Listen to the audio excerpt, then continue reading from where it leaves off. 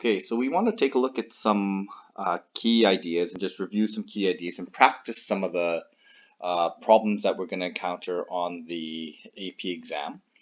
So some of the key ideas that we want to talk about and kind of focus on with limits and continuity is that differentiability implies smooth and continuous.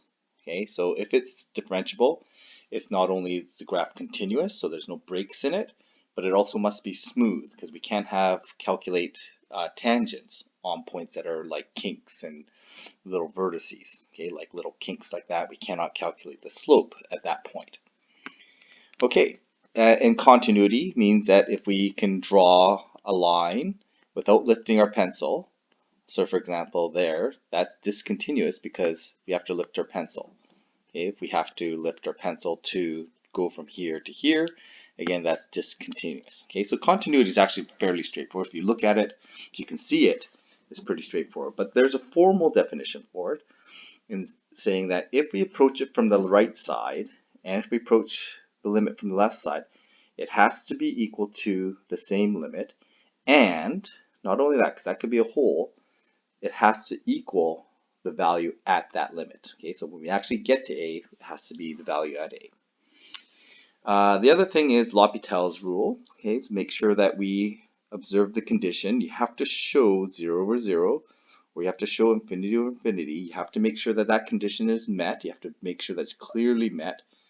Okay, not only do you have to know that it's met, but on the AP exam you have to show that that condition has been met, and then you can apply L'Hopital's rule. Okay, so you have to deal with limits algebraically, with L'Hopital's rearrangements, strong over weak arguments for limits to infinity or endpoint behavior, as well as doing it graphically and in tables. Okay, so let's practice a few examples here. So here we are looking at this graph here, and the limit of f of x goes to 2, where the graph is transitioning from log x to x squared ln 2. Okay, that's where it's switching from x squared ln 2. And to test this, all we have to do is test the point. Okay, so we're just gonna, as we approach the limit as x approaches 2 from the negative side, okay, we're gonna get of f of x, we get log 2, and as we approach the limit as 2 from the positive side, we're going to plug it into this side of the equation and we get 4 log 2. Okay, and so they're not equal, so it does not exist. Okay, so we have no. Now this answer here is based on this. Log 16 is the same as 4 log 2, and I don't know where to get these other ones for, but it does not exist. And basically we are approaching the graph from one side, it's approaching one y value, and from the other side it's approaching another y value. So it's a gap discontinuity, right? It breaks apart at that point. Okay, so for this one here, is this continuous?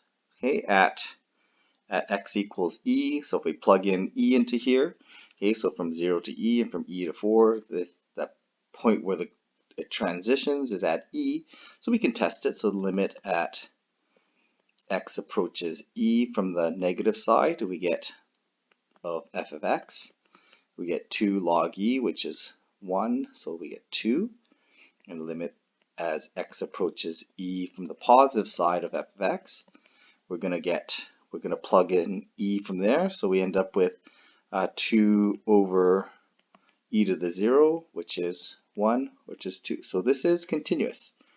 So we know that the limit from both sides is 2. It must be continuous at 2 because we know that at e, okay, at e, continuous at e, because at e it equals 2. The limit is also 2, and we also have the limit equaling 2 coming from the other side as well. So it's definitely continuous. So I'm going to write yes. Okay. Does f prime exist at e? Well, what does that mean? Well, we know it's continuous, but do we know that it's smooth? So to test that, we really should test the derivative. Okay, so I'm going to do the derivative. It's going to be equal to 2 over x from 0 to e. Okay, and using the other function, let's use the negative power. So it's going to be 2e to the e minus x. So the derivative of that is going to be 2e to the e minus x times negative. Okay, so let's write that in. So negative 2e to the e minus x. Okay, and this is from e to 4.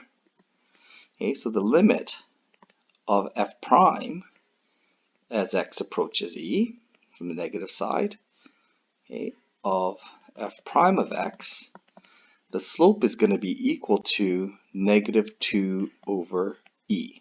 Okay, so that's my limit from one side. Okay, let me just move this. This is f prime.